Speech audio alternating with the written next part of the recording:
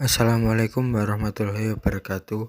Kami dari kelompok 2 Manajemen Risiko yang beranggotakan Faisal Firmansyah dan Eli Erviana akan menjelaskan sedikit tentang statistik dalam manajemen risiko dan manajemen risiko bisnis.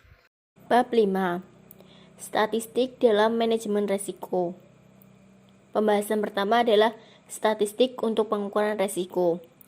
Statistik sendiri merupakan suatu hasil data yang ditampilkan dalam bentuk grafik, tabel, dan lain sebagainya.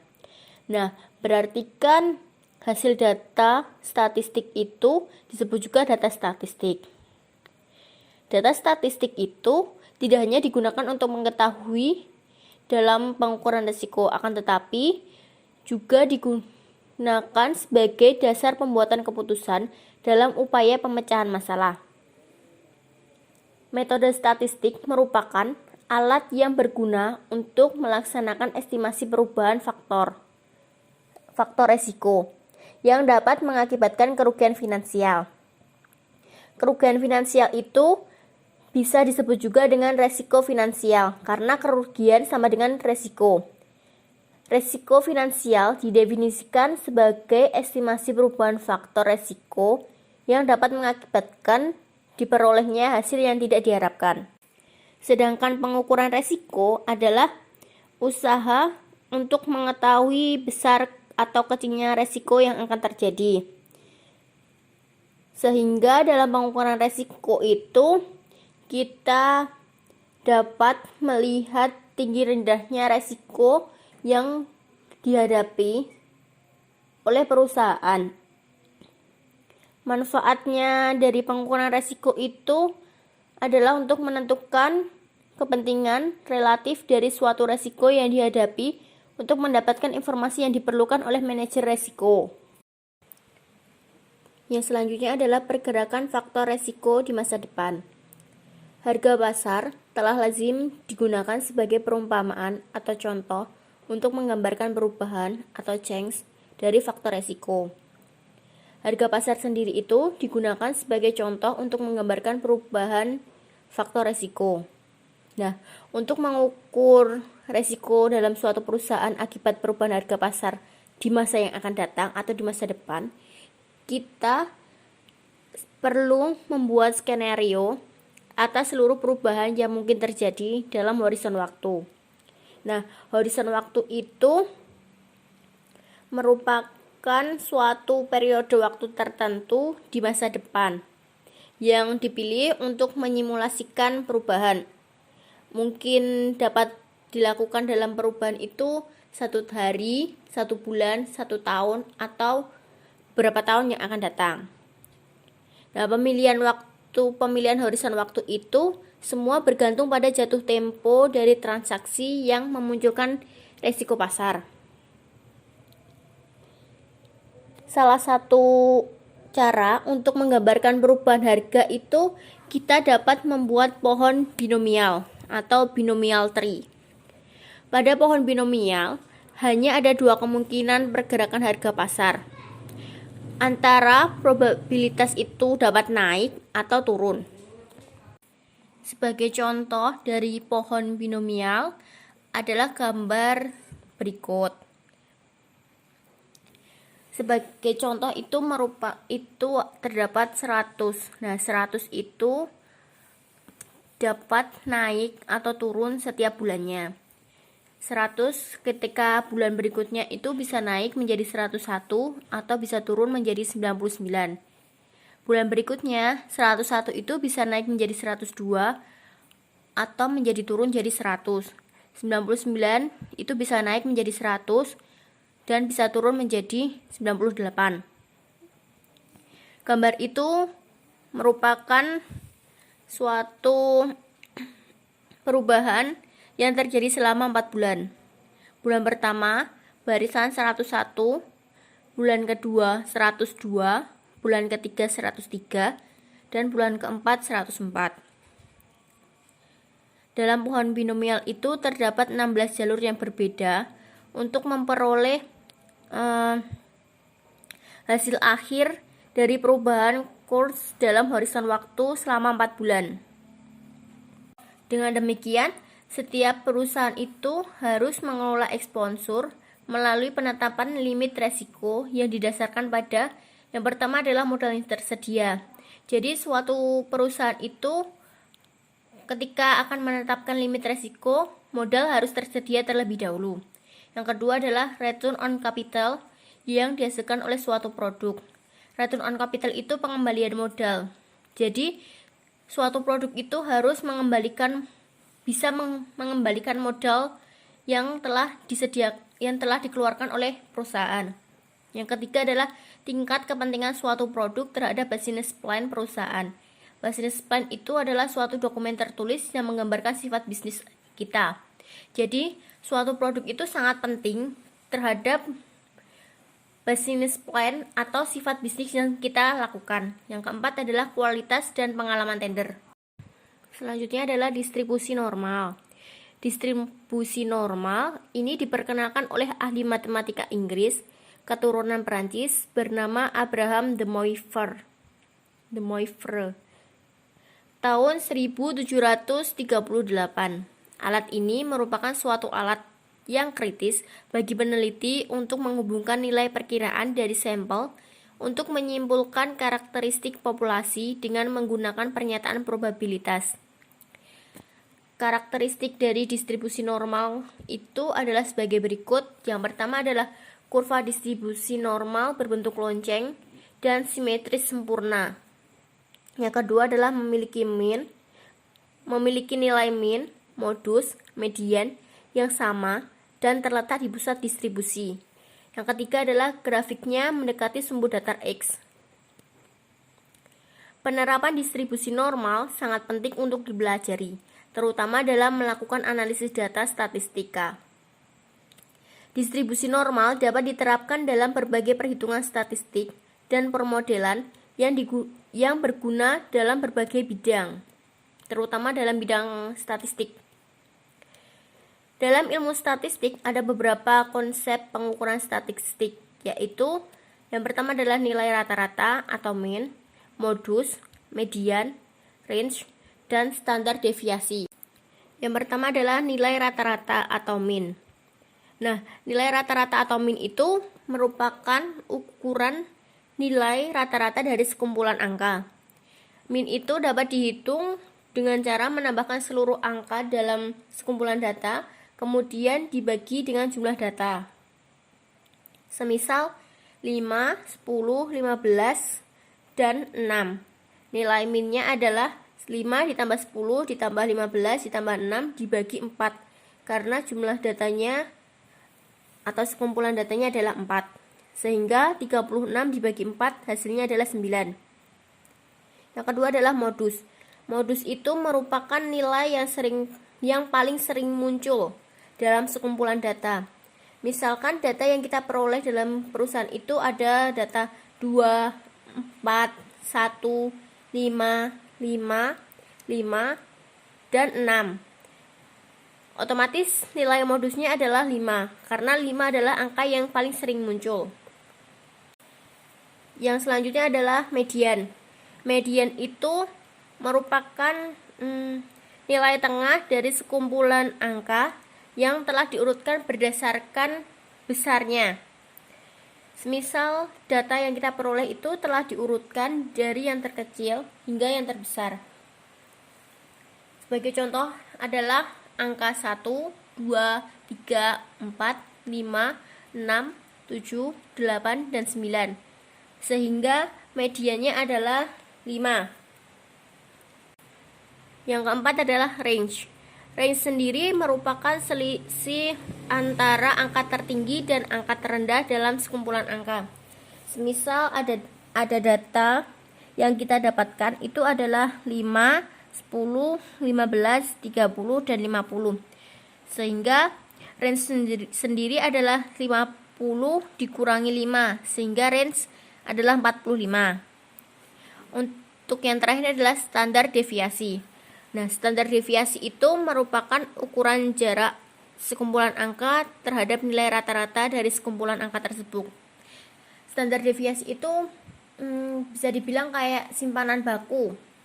Simpanan baku itu kan merupakan perhitungan variabilitas yang menentukan lebar sebuah kurva distribusi dalam distribusi normal.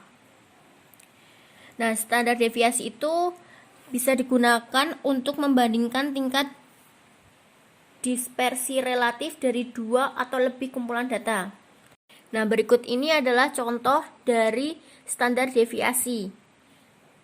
Soalnya adalah dari suatu penelitian terdapat data yang memiliki komposisi yaitu 5, 10, 15, 20, dan 25. Hitunglah standar deviasinya. Dan dalam tabel itu sudah terdapat Y dan Y1. Nah, Y itu kan dari data yang telah dimiliki tersebut, yaitu 5, 10, 15, 20, dan 25. Sedangkan Y1 itu merupakan rata-rata dari data tersebut. Jadi 5 ditambah 10 ditambah 15 tambah 20 ditambah 25 dibagi 5, karena terdapat 5 data yang hasilnya adalah 15. Jadi rata-rata atau Y1-nya ada 15. Nah, di situ ada rumus Y min Y1. Berarti kan Y-nya 5 dikurangi 15, hasilnya adalah min 10. Untuk Y min Y1 kuadratnya berarti min 10 kuadrat, hasilnya adalah 100. Dan seterusnya. Sehingga untuk rata-rata keseluruhan itu terdapat 250. Yang terakhir dari statistik dalam manajemen risiko adalah value at risk atau VIR. Tantangan manajemen risiko sebuah perusahaan yang besar adalah mengukur risiko pasar secara konsisten, di mana posisi risiko yang berbeda dan sensitif terhadap sejumlah harga pasar. Nah, berarti kan sebuah perusahaan itu sangat membutuhkan dalam mengukur resiko, karena resiko tersebut kan sangat berpengaruh terhadap harga pasar. Nah, tujuan dari manajer resiko itu untuk mengukur resiko pasar, kita dapat menggunakan model value at risk atau VIR. VIR sendiri adalah merupakan metode perhitungan untuk menentukan resiko kerugian maksimum yang dapat terjadi pada portofolio perusahaan. Nah, model VIR ini bisa digunakan untuk mengukur resiko dengan membuat distribusi kerugian yang mungkin terjadi selama periode waktu tertentu untuk setiap posisi yang dimiliki oleh perusahaan tersebut. Distribusi normal itu dapat dibuat melalui dua tahap. Yang pertama adalah distribusi harga pasar yang mungkin terjadi dibuat berdasarkan data historis atau data yang sudah ada dalam suatu perusahaan itu. Yang kedua adalah mengevaluasi setiap posisi resiko dengan menggunakan distribusi harga pasar untuk membuat distribusi perubahan nilai seluruh posisi dalam sebuah resiko. Kemudian dari bab 6 saya akan menjelaskan tentang manajemen risiko bisnis. Pada saat kita melakukan usaha bisnis, pasti ada yang namanya risiko yang mungkin terjadi pada kemudian hari, entah itu bisnis di bidang keuangan atau non keuangan. Kemudian risiko bisnis dari usaha yang kita jalankan tidak akan bisa ditransfer ke pihak yang lain. Sekali kita menjalankan usaha bisnis, kita sendiri atau perusahaan itu sendiri yang akan menanggung risikonya. Yang terpenting adalah bagaimana kita menangani hal tersebut dengan prinsip semakin tinggi risiko, semakin tinggi ekspektasi hasil atau high risk, high return. Kemudian dapat disimpulkan bahwa risiko bisnis adalah risiko yang terkait dengan posisi kompetitif perusahaan dan prospek perusahaan untuk berkembang dalam pasar yang senantiasa berubah. Risiko bisnis juga bertujuan untuk prospek jangka panjang dan jangka pendek terhadap jasa atau produk yang ada. Selanjutnya, sektor usaha dan risiko bisnis. Semua usaha memiliki ciri atau khas masing-masing dalam bisnis masing-masing. Kunci kesuksesannya adalah adanya pengendalian dan kehati-hatian dalam berusaha. Dan ketika kita membuat perusahaan atau usaha baru, sebaiknya kita memiliki referensi dan pengalaman sebanyak mungkin, sehingga kita bisa meminimalkan kegagalan dalam berusaha. Dan yang terpenting adalah pelaku usaha fokus terhadap usahanya sendiri. Berikut adalah contoh resiko bisnis dari usaha non-keuangan yang meliputi sektor usaha, resiko bisnis, dan solusi mitigasi resiko bisnis yang diantaranya bisnis pertanian, perikanan, peternakan, migas, makanan, dan minuman. Dan yang lainnya bisa dibaca sendiri di dalam PPT untuk mempersingkat waktu presentasi yang kami sampaikan. Selanjutnya, penerapan risiko bisnis. Penerapan risiko bisnis yang ideal terdiri atas beberapa cakupan. Yang pertama, adanya pengawasan aktif dari Dewan Komisaris dan Direksi. Di sini juga dibagi menjadi 3 hal, yaitu kewenangan dan tanggung jawab Dewan Direksi dan Komisaris, kemudian sumber daya manusia, dan organisasi manajemen risiko bisnis. Direksi dan komisaris memiliki kewenangan dan tanggung jawab untuk menyusun dan menyetujui rencana bisnis, kemudian mengkomunikasikan kepada pejabat atau perusahaan pada setiap jenjang organisasi. Direksi juga bertanggung jawab dalam penerapan manajemen risiko bisnis, termasuk menjamin bahwa sasaran bisnis yang ditetapkan telah sejalan dengan visi misi perusahaan. Kemudian direksi berwenang memberikan persetujuan terhadap rencana bisnis, serta melakukan tinjauan secara berkala.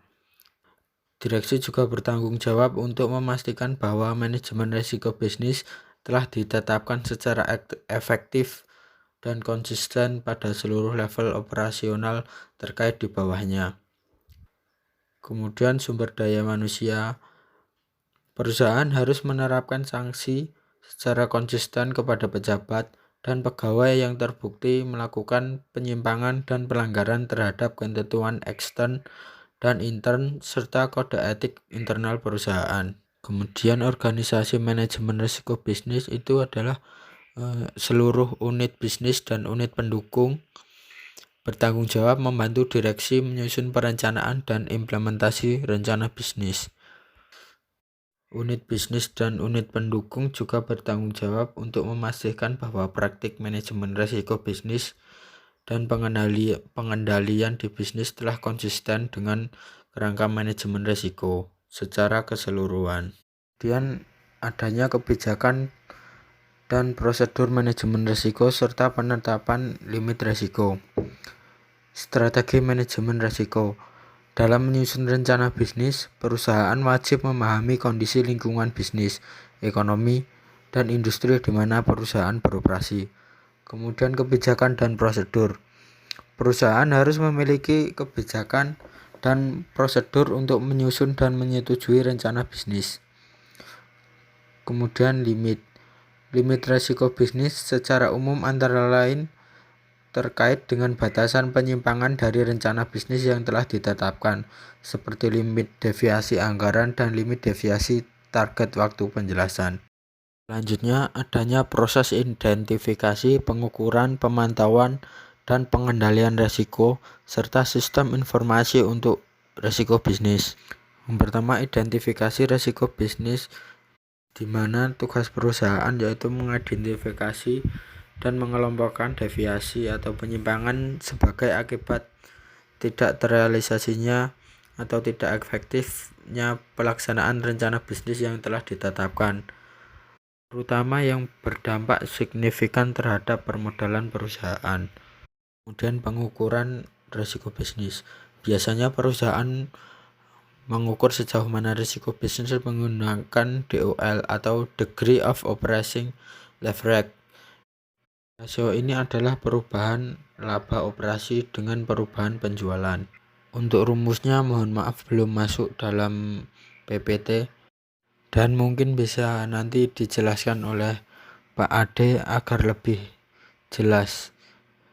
Yang dimana EBIT kuadrat 1 adalah laba operasi sesudah perubahan, EBIT kuadrat 0 adalah laba operasi sebelum perusahaan. Kemudian sales kuadrat 1 adalah penjualan sesudah perubahan. Sales kuadrat 0 adalah penjualan sebelum perubahan. DAL tinggi versus DAL rendah.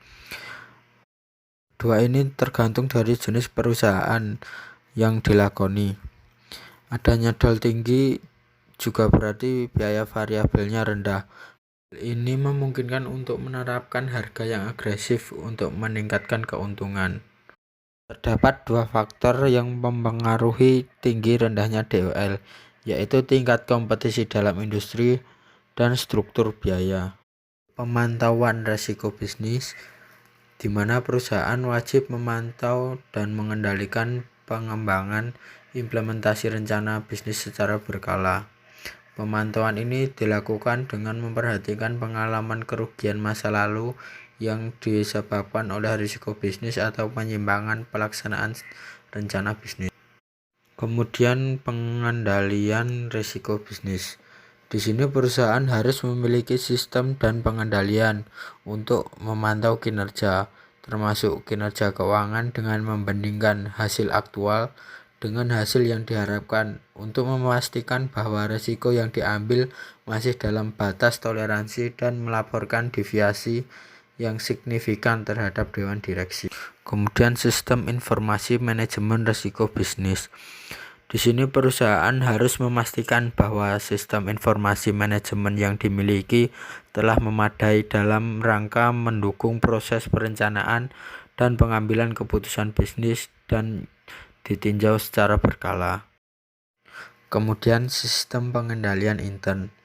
Penerapan sistem ini dapat membantu pengurus perusahaan menjaga aset, menjamin tersedianya pelaporan keuangan dan manajerial yang dapat dipercaya, meningkatkan kepatuhan perusahaan terhadap ketentuan dan peraturan perundang-undangan yang berlaku, serta mengurangi risiko terjadinya kerugian, penyimpangan, dan pelanggaran aspek kehati-hatian.